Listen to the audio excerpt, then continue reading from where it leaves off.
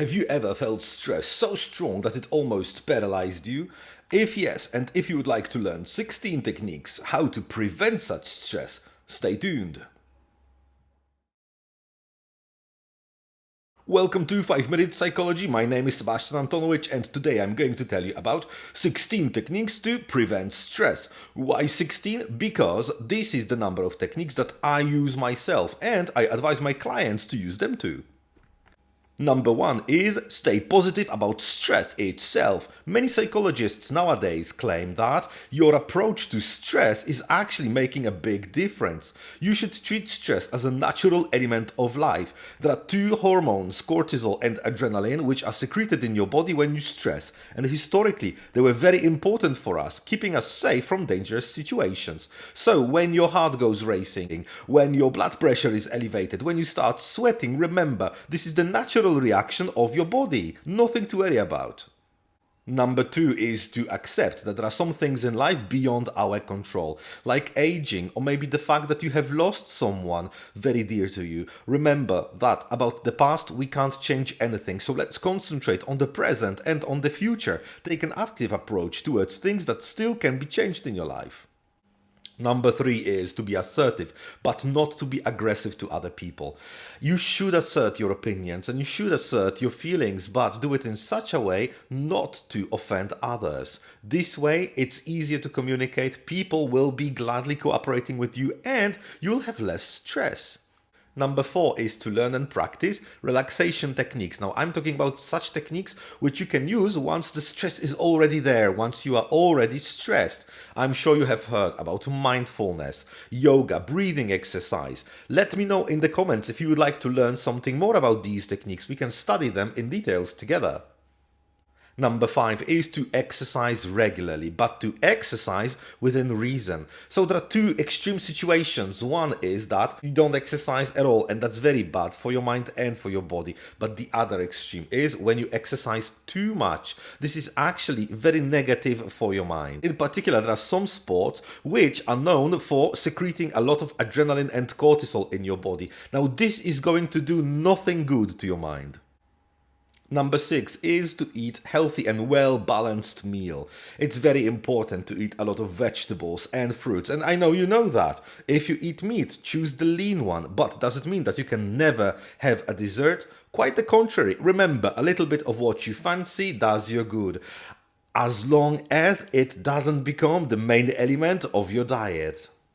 Number 7 is to learn to manage your time well. Remember that your life is not only work, you also have some private time to spend with your friends and with your family. Remember to put the boundary in the right place. We all want to be employees of the month, but you need to remember that without time to relax, without the time to unwind, you will never be able to concentrate and work as effectively. Number 8, say no to requests which would cause you a lot of excessive stress. And I know it from my own perspective. At work, I have a chance to participate in a lot of interesting and developing endeavors. But some of them can cause a lot of stress. And you need to decide how much of this stress you can take yourself. If you know that something is too stressful to you, say no. Number 9 is to make time for your hobbies and things that interest you. It's very important to have your own passion. It gives you a sense of achievement and it gives sense to life in certain situations where everything else fails. Number 10, make time for doing absolutely nothing. If you like slacking on the couch, if you like reading a fashion or automobile magazine or watching Netflix, remember to have at least once weekly time for such activity, for doing absolutely nothing. It helps your mind to reset. Number 11 is so simple, is to spend time with people you love and like spending time with. And I know that in the time of pandemics, when we are separated physically, it could be problematic. But hey, there are telephones, there are video conferences. Make it a part of your daily routine. It gives you a feeling of belonging. It gives you this feeling that someone is there for you and that someone cares for you. Number 12 is to plan time for your mental development. And by that, I mean, for example, learning a foreign language. This is something I advise to my clients very often. And I know that you may be searching for excuses. Like, for instance, I'm too old to learn English. But it's not true. There is no time like today to start doing that. First of all, it's very developing for your brain. It's been proven that such activities can slow down brain degradation diseases, such as Alzheimer, for instance. And it gives you a great feeling of achievement after a couple of years if you can communicate in a foreign language.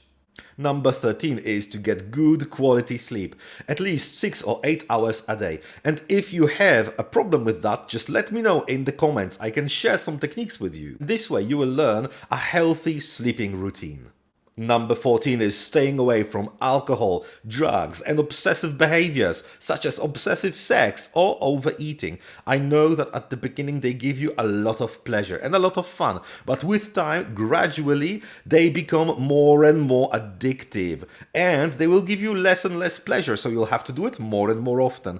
It's bad for your body and it's bad for your mind. Number 15, if nothing else works, seek mental support. There are mental health professionals like psychologists, therapists, psychiatrists. They can analyze your individual situation, something I can't do here via YouTube. They can diagnose and they can help you solve your stressful situation. And they can find the right therapy. 16 is my personal favorite.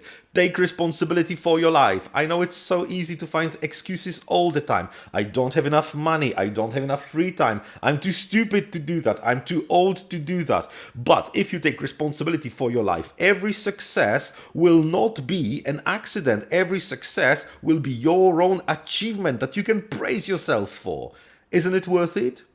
I hope you liked this video. If yes, let me know in the comments, like this video and subscribe to my channel. And also, let me know in the comments which techniques do you use in order to avoid stress.